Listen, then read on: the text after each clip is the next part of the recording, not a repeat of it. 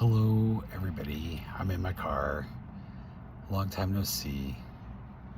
Welcome, spiritual community. I've missed you all so much, and I'm sorry for my long absence.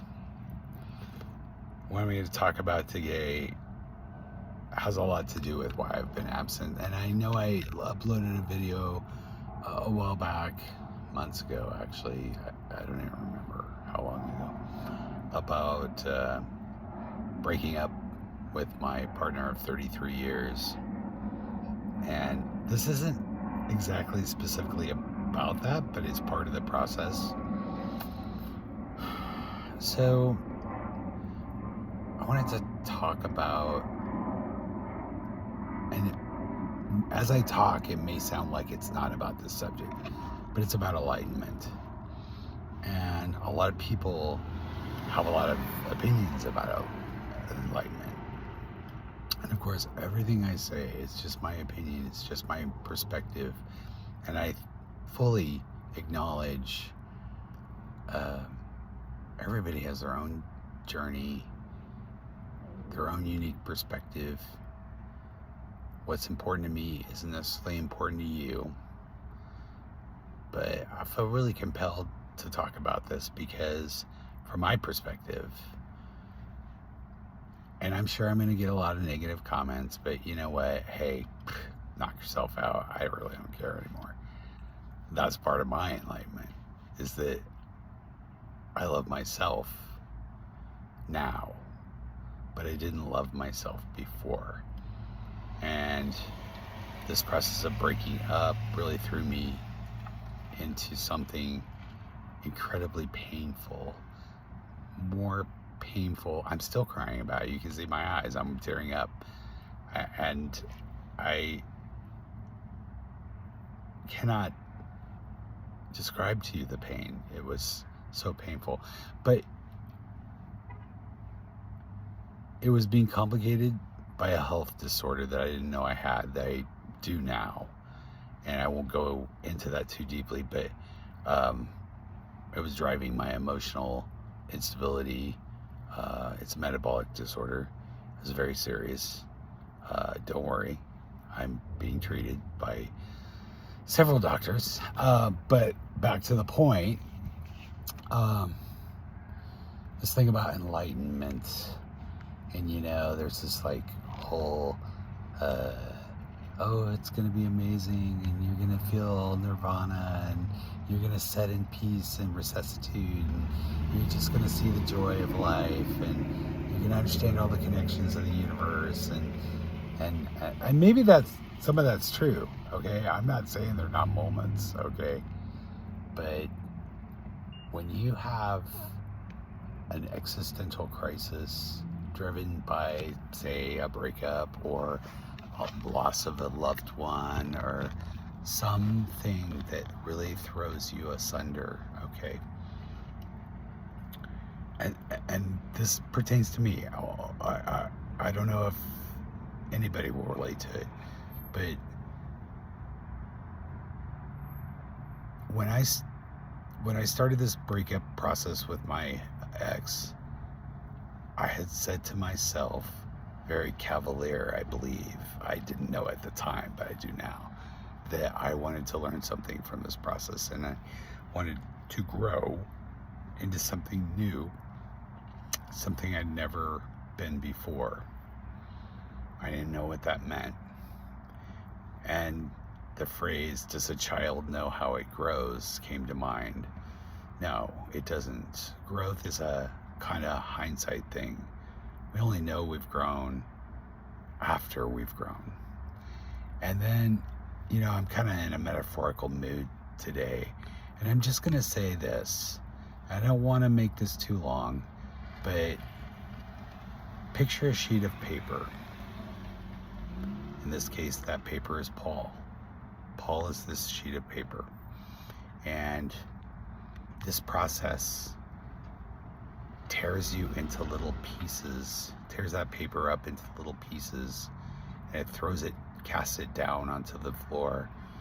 And it's not the same anymore. It's a big jumbled mess of unrecognizable paper. And you, at first, you don't know what to do or where to start, but then it occurs to you that maybe you should pick those pieces up and try to glue them back together, and even if you do that, some pieces might be in other places, you might lose some pieces, it's all going to be taped and glued or however you choose to put it back together, but what you become is something totally different. And it feels foreign to you and you don't know how to cope, and it feels strange and disorienting and upsetting. So you might ask, well, is that enlightenment? Well, yeah, it is. Enlightenment's a lot of different things for a lot of different people, and it can be caused by all different kinds of things. The point is that it can be messy and it can really throw you for a loop. It's going to take away from you some of those old beliefs, well, a lot of them actually, those old beliefs about who you are, because enlightenment is about who you are. It's about being aware of the exact true nature. And that means you have to be aware of who you are, and you have to make a lot of or you don't have to, but you usually do. Examine why you do what you do. What are your real motivations? Not the motivations that we tell ourselves, okay? We tell ourselves a lot of stuff. And this is a bold admission, I think it is anyway. I always thought of myself as a person who wanted to help others. And then I realized through this process, that was really very selfish. I was helping others because I wanted to be loved.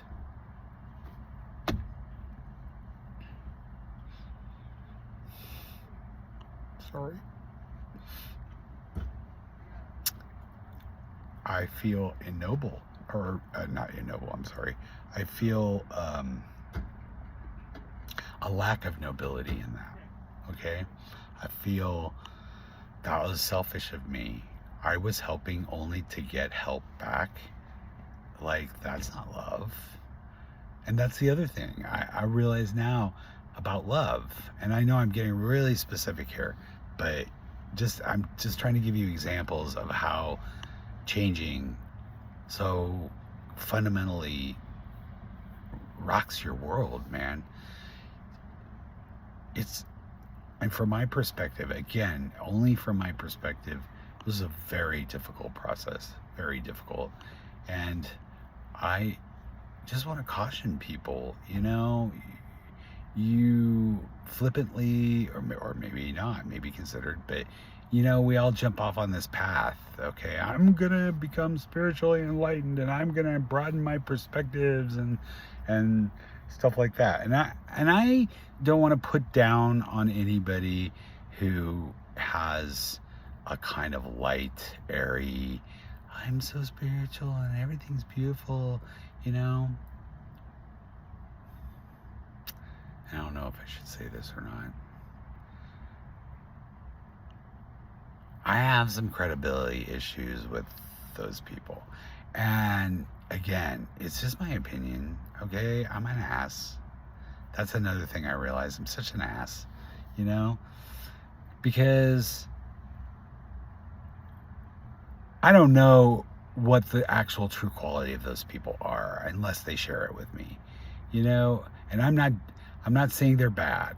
I mean, everybody has to start wherever they have to start, and if that's where you have to start, and that's the level of your energy, okay, then that's cool. It's so cool. Be wherever you are, because you will get someplace else if you try.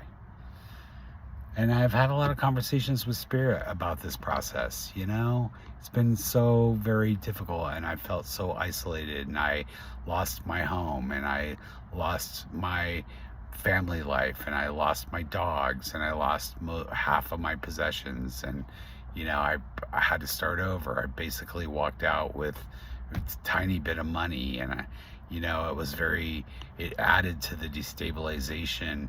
And then I'm trying through this whole process to grow and become something new, take care of Paul, love Paul. I think that was my very most earliest um, thought, was that I don't love myself enough. I've done all these things to get love, and it hasn't worked very well.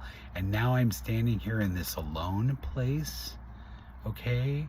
And I'm questioning who I am, what I've been doing. I thought I was on a spiritual path, and I was. I don't think any of this would have happened if I hadn't started exploring what it means to be a human being in this universe, okay?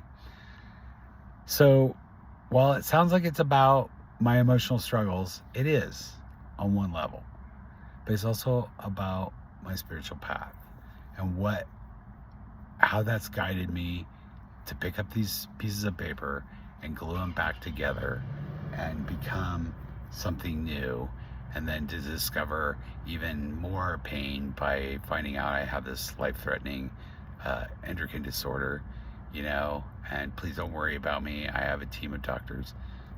They're amazing. One in particular, she's so beautiful. I just have to say this as a side note. I had just found out that I have Graves-related eye disease, which is a complication of my disorder. It's where your eye pops out, and it makes you go blind, and it can happen very quickly. And I was crying. I just found out like 24 hours before that I might go blind very quickly, and she said, now is not the time to cry. And she says it so dramatic. Now is not the time to cry. Now is the time to fight. And besides it being super supportive and amazing for a doctor to say, she's from Ukraine, I'm telling you, man, they have such a different attitude.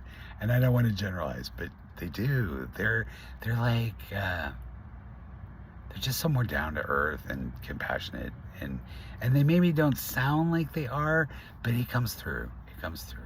And as a spiritual person, anytime I recognize compassion or like that beautiful, scientifically driven belief system that's also based in humanity, I'm like, you rock, lady, you rock.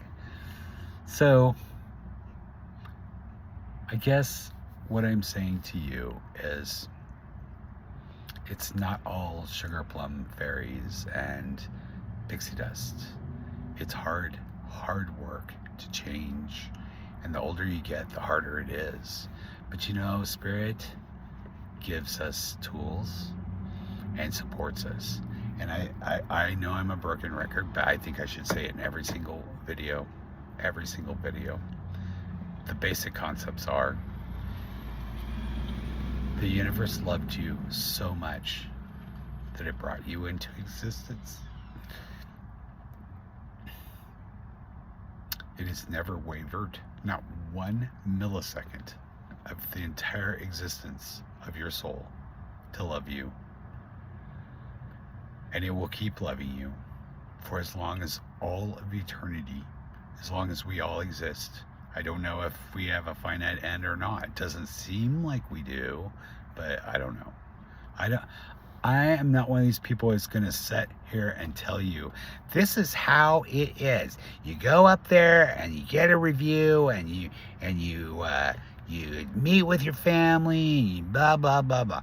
And I know I sound really jaded, but it's like, we don't know. We don't know at all. We only know, and this is the thing I've been talking to Spirit about, we only know what we have right now and what has come before. And our future tends to be shaped by our past and our present. So I'm not sure where I was going with that. But beware of people who tell you they have the answers. That is another thing Spirit says to me all the time. Well, not all the time, but it has said to me. The answers, and I've said this before to you, the answers are inside of you. They're not outside of you. I mean, yay, read books, whatever. It's great to take in information. I mean, you might find a jewel in the middle of a really dumb article. Who knows, you know? There's just, that's the thing. Spirit puts little details in our way all the time. And we just have to see them. And that's the thing about happiness. You know, everybody's, I want to be happy. Well, what is happy? How are you supposed to get it? What are you supposed to do with it once you got it? Blah, blah, blah. And again, I sound jaded, but you know, that's kind of the way it is. Sorry, I've been holding the camera and I'm in the car, obviously. And again, I don't want to ramble, but I will tell you this. Spirit will guide you. And if you don't pay attention, Spirit has a way of kicking your ass. Sorry, YouTube. I hope I don't get in trouble for that. We'll mark this adult. Yeah, Spirit will kick your ass. So you better pay attention.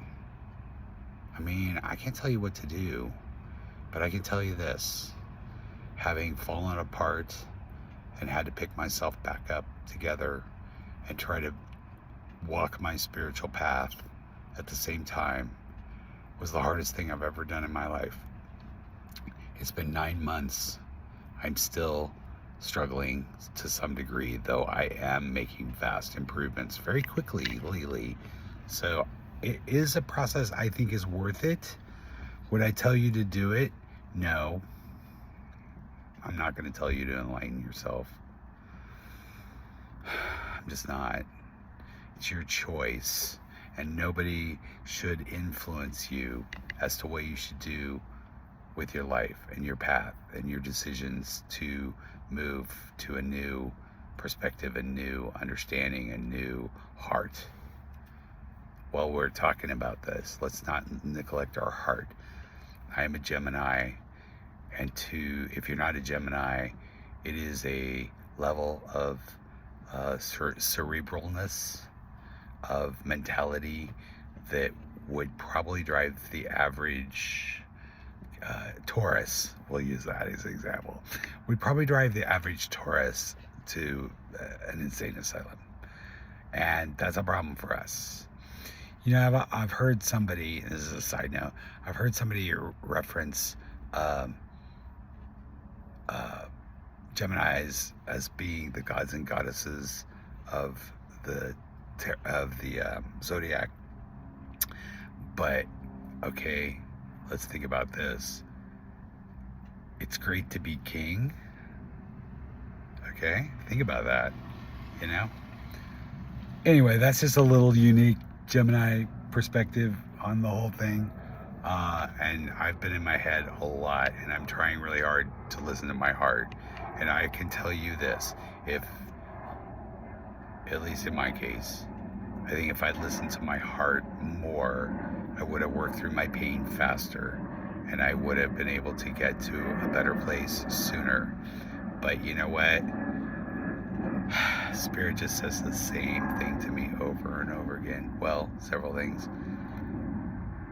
Your point, and this is uniquely to the individual, okay? This is just for me, but if you take from it as you will. The point is to grow. Just grow. You don't have to grow a certain amount or grow in a certain way, just to grow. Because when we grow, there is opportunity to change into something new, and new vistas open up for us, and new perspectives open up for us, and we begin to understand enlightenment in a very personal way. It is a very personal process. It is not about what others people's enlightenment is like. It's your enlightenment. It's your path. You choose it. But just be prepared. You're going to have everything that came before ripped away from you, and you are going to be standing bare ass naked in the light of reality. Enlightenment is about being aware of the truth, the true nature. And that is different for all of us, okay? There's no right, there's no wrong, there's no good, there's no bad. There's just energy. And how strong you are to be able to tolerate those changes. Some of us, we have these crises. It's very rapid. It's very intense. It just rips you to shreds. For other people, they go through that kind of, and I don't know other words to use, so I don't want to minimize them. You know, they go through that airy fairy thing I talked about earlier, and it seems like a pleasant experience for them. Although, from my perspective, again, I don't want to repeat myself. I question how committed they really are, because it seems to me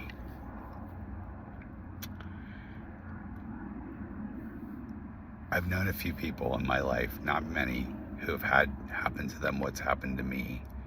And I did not fully,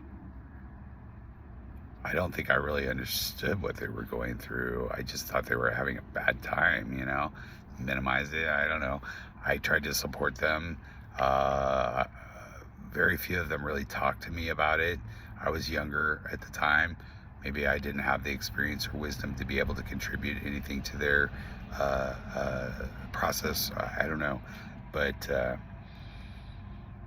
I can remember the physical signs on them, the stress and the sorrow and the anxiety and the questioning. You know, I did have that awareness. And hindsight, I guess, you know, I know now they really struggled. They really struggled. And a few of them struggled for years, okay, to get through this process. Some of them seemed like it happened very quickly.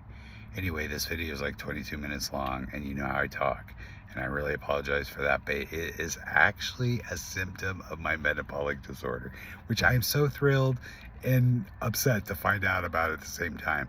I have not actually started treatment yet. I will be starting treatment almost immediately, the next few days. And my doctor assures me that maybe some of my talking will calm down a little bit. Maybe my thoughts will be more organized. I have hypothyroidism, or Graves' disease, as I mentioned earlier. And unlike I have hyper, not hypo. There is a big difference. Hypo is quite easy to treat. And, you know, it makes you tired and you can get sick easily, things like that. But hyper is a whole different level of health crisis. Things can spiral out of control that don't even seem related to it. And all that was going on the whole time I was trying to get through this divorce and get this spiritual path back on track. And yeah, it's been, I'm sure you can tell just from the flavor of what I'm saying, even if you don't listen to the specifics, that there aren't even words. There aren't even words to describe the intensity of the experience I've just had. But you know what? Though I can't characterize it at this point, because I'm still kind of in it a little bit, I am not the person I was even last year. And I was pretty spiritual then, but I am so much more deeply spiritual now.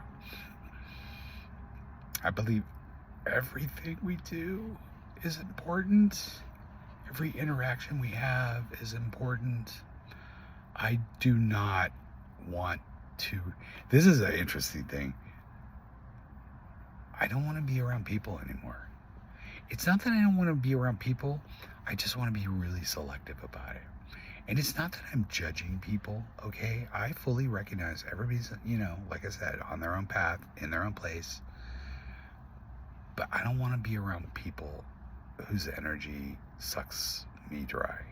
I don't want to be around negative people. I want to be around. I mean, I don't want to be around people who are super Pollyannish either. I just want to be around real people. People who are sincere. People who are compassionate. People who radiate love.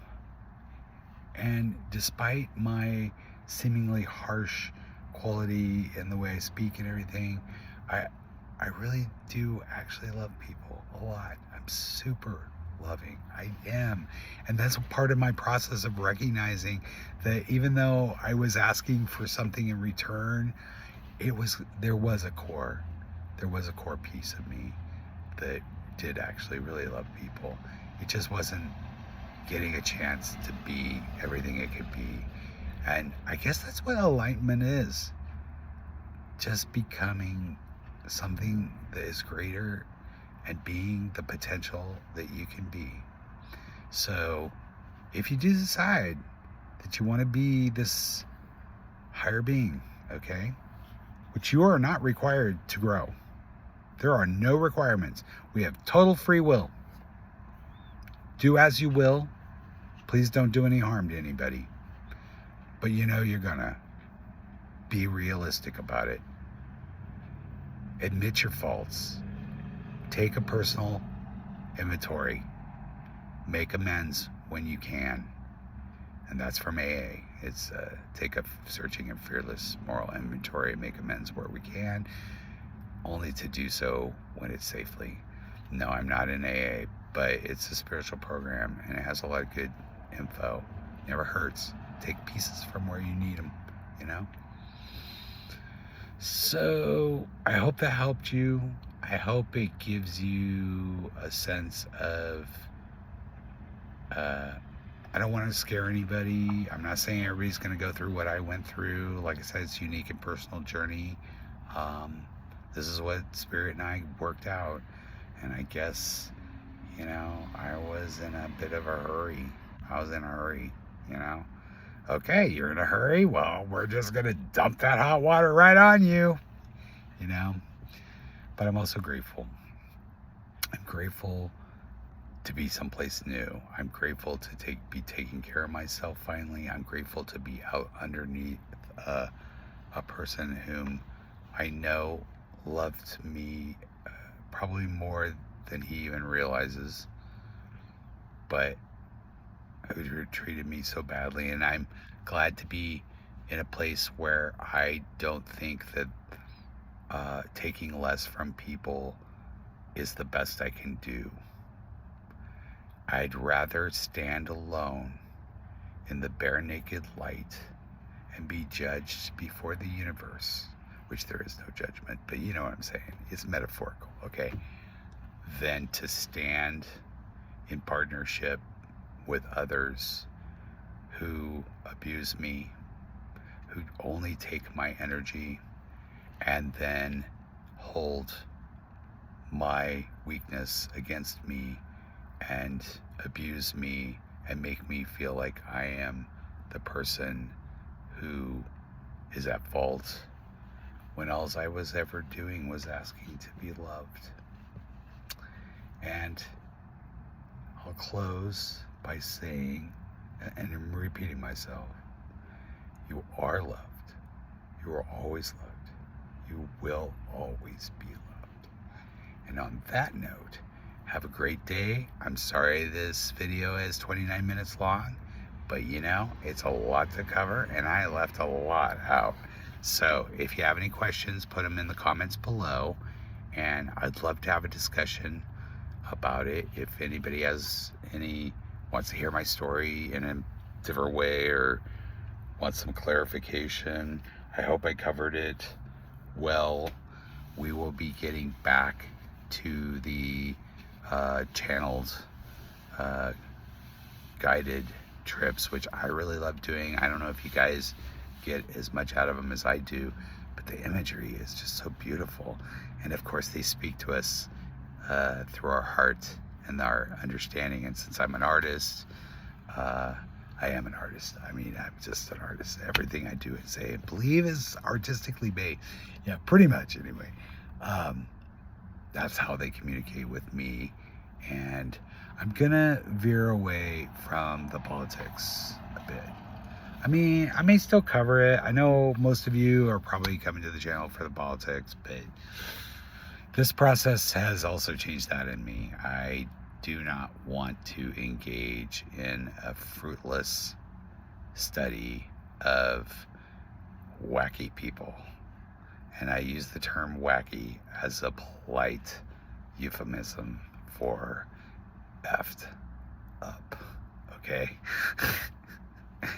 That wacky neighbor, you know? Okay, talk to you later. Bye.